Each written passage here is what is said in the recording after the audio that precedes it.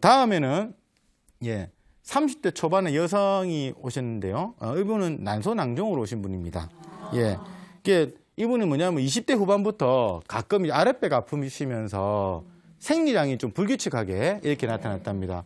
이게 이제, 그렇게 했으니까 산부인과에 가서 검사를 받아봤겠죠. 그러니까 이제 난소낭종이라고 진단을 받으셨답니다. 예, 처음에는, 그때 당시에는 이제 2cm 정도, 예, 되시고 치료를 받고 이제 호전이 되셨대요. 지내시는데 요 근래 5개월 전에 다시 재발을 하신 거예요. 그런데 진료를 받으시는데 이번에는 이제 별로 효과가 없는 거죠.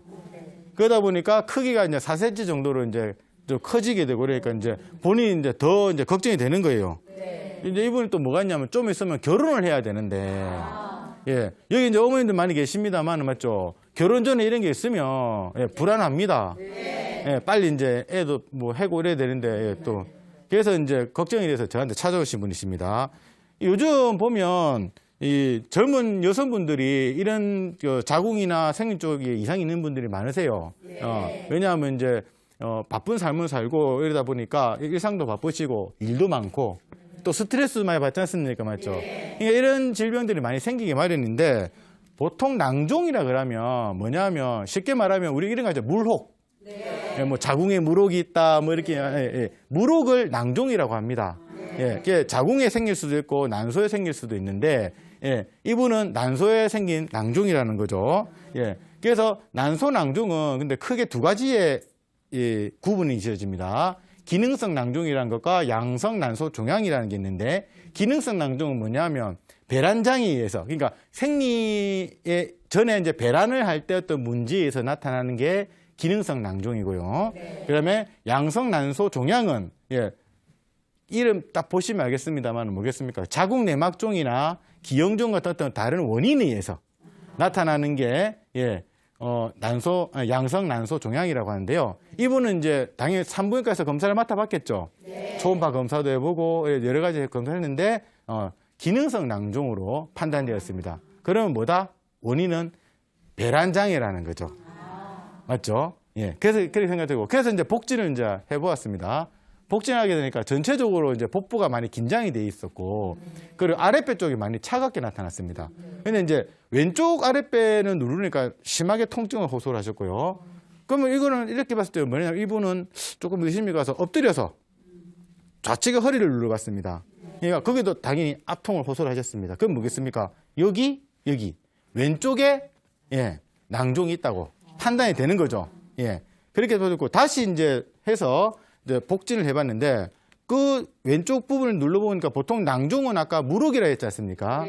물혹이니까 어떤 식이냐면 물혹은 약간 몰랑몰랑한 느낌이 이제 생기게 되는데 이분 같은 경우는 만지니까 약간 경계선이 지워지면서 딱딱하게 느껴졌습니다. 이것은 뭐냐면 아래쪽에 순환이 잘 안 돼서 이게 이제 뭐 물혹으로 보입니다만은 원인으로 봤을 적에는 어혈이 있는, 한의학적으로 어혈이 생겨서 오는 증상으로 판단이 될 수 있는 거죠. 그리고 심화부 쪽을 눌렀을 때 압통을 호소하시는 걸로 봐서 신경성이 있으신 분이다. 예, 이렇게 알 수가 있는 겁니다. 그래서 맥진을 해보니까 신경성 맥이 강하게 나타나면서 이제 어혈맥이. 예, 근데 앞서 봤을 적에는 여기는 약간 있다고 그랬지 않습니까? 신경성이. 근데 이 맥진에서는 신경성 맥이 강하게 나타났다. 예, 그 말은 예민해져 있다는 얘기인데, 그런데 여기서는 왜 그렇게 되느냐?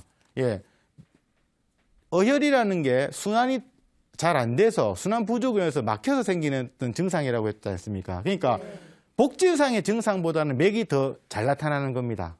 이게 복진상으로는 약하게 나타났습니다만 맥으로서는, 네, 더 강하게 나타나. 그러면 좀 더 많이 예민하신 분이시다라는 것을 판단할 수 있는 거죠. 설진상으로는, 예, 혀 색깔이 암적색. 이게 어혈설입니다. 예. 나중에 끝나시고 이제 표 비교해 보시고. 그래서 이렇게 어두운 색은 어혈색을 보이니까 결국에 뭐냐 하면 이제 어혈의 징후가 나타났다는 것을 알 수가 있죠. 예. 그래서 이분 같은 경우에는 아까 말씀드린 신경을 좀 많이 있어가지고 나타난 병이 이제 이게 난소낭종이 생겼는데 이게 이제 어혈이 이제 겹쳐진 상태. 이게 좀 더 심해진 상태라고 볼 수 있는 거죠. 그래서 이분은 이제 뭐냐, 어혈을 치료하는 약을 써서 이제 그 딱딱한 부분을 일단 먼저 풀어줘야 됩니다. 예, 이렇게 하니까 뭐가 되냐면 이분이 이제 치료한 지 얼마 안 돼가지고, 예, 생리혈처럼 이렇게 엄청나게 피가 아래로 확 쏟아지는 거예요. 어혈이 이제 빠지는 거죠. 그런데 이제 그러면 이제 이걸 어떻게 할 수 있느냐?